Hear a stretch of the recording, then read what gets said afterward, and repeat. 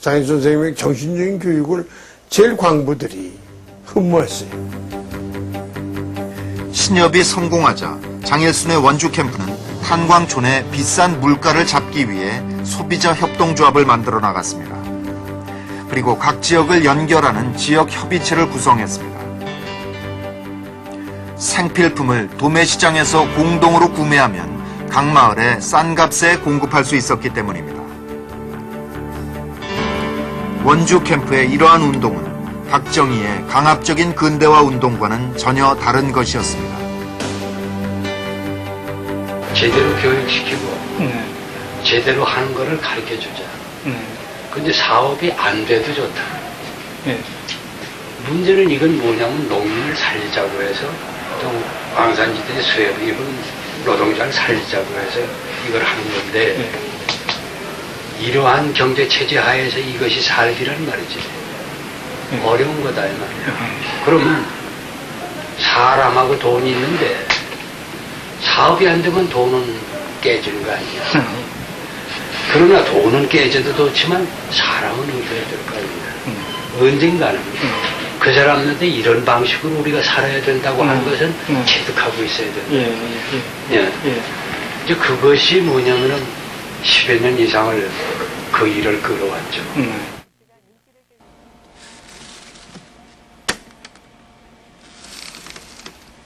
민초들 스스로 일어서서 삶을 나누고 더불어 문제를 해결할 수 있도록 토양을 만들어주는 것. 그것은 장일순이 내건 원주 캠프의 명제였습니다. 그리고 그것은 풀뿌리 민주주의의 원칙이었습니다. 협동 정신으로 사람이 사람 대접받는 공동체 사회를 일궈 나갔던 장일순. 그렇지만 80년대 들어서면서 원주 캠프는 일대 위기를 맞습니다. 1982년 3월 30일 부산 미 문화원 방화 사건을 주도한 문부식이 경찰에 자수했습니다. 그런데 이틀 뒤 이 사건의 배후 조정 혐의를 받고 있던 김현장과 문부식을 자수시킨 원주의 최기식 신부까지 구속됐습니다.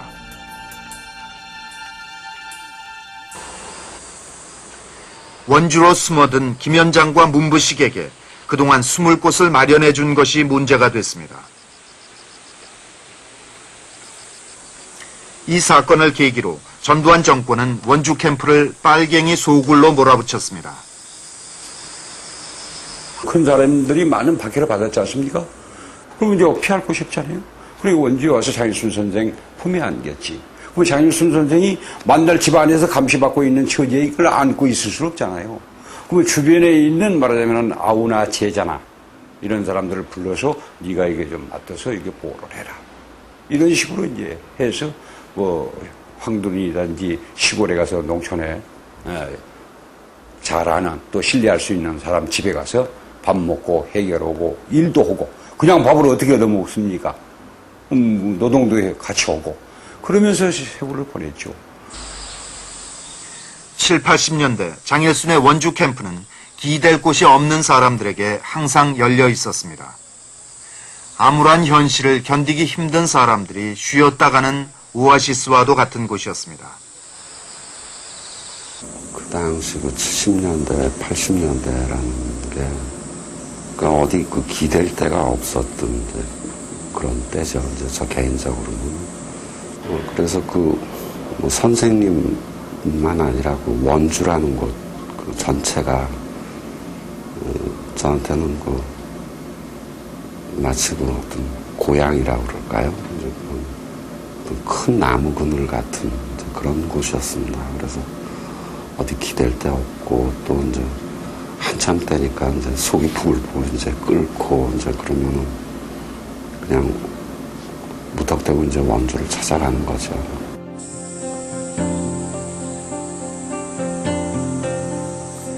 전두환 정권의 등장과 함께 폭력으로 얼룩진 80년대 상황은 장일순에게 원주 캠프의 명제를 더욱 근원적으로 파고들도록 만들었습니다. 장일순은 다시 붓을 들었습니다. 장일순이 치기 시작한 난에는 그가 가고자 하는 길과 삶의 지향점이 담겨 있었습니다.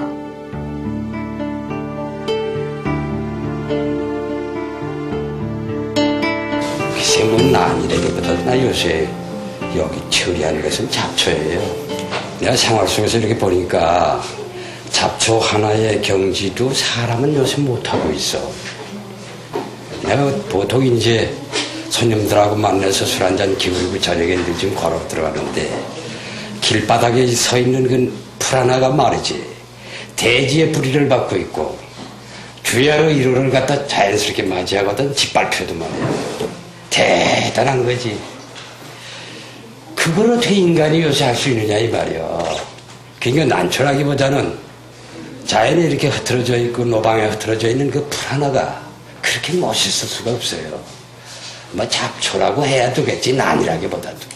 풀거림이지, 풀거림. 그리고 마침내 장일수는 사람의 모습을 가진 난초를 그려냅니다.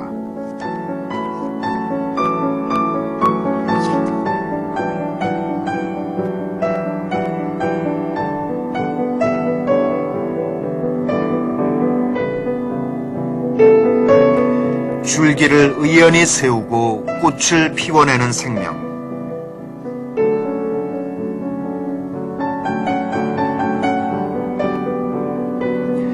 결코 모나지 않고 평화로움으로 가득한 사람의 얼굴. 그 속에는 폭력까지도 품어 안아 새로운 삶을 탄생시킬 생명의 씨앗이 들어있었습니다.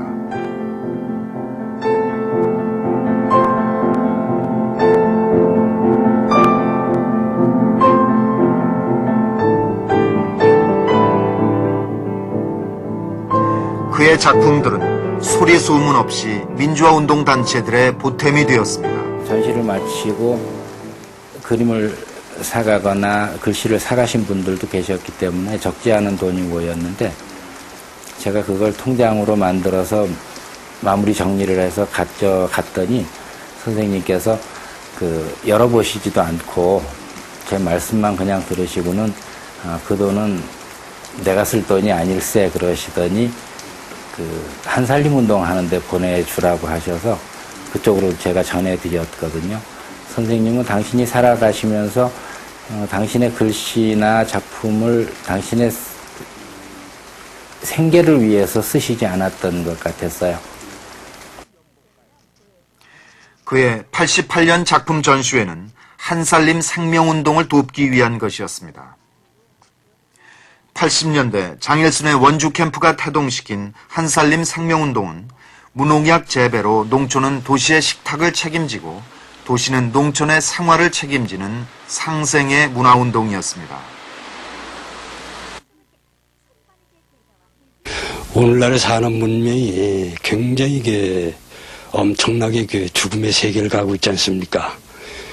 인간 스스로도 이제 전부 생활하는데 스스로 죽어가는 자학 방향으로 가고 있고 또 자연마저도 전부 죽이는 그런 상태에 들어가고 있고 그러니까 인간도 그렇고 자연도 그렇고 전부 회생해서 좋아 있는 세상을 맹길해 두겠다고 하는 운동이 한살림 운동입니다. 쌀 한 톨, 티끌 하나에도 온 우주가 들어있다는 그의 생각은 현대 산업 문명과 오만한 인간에 대한 질타였습니다.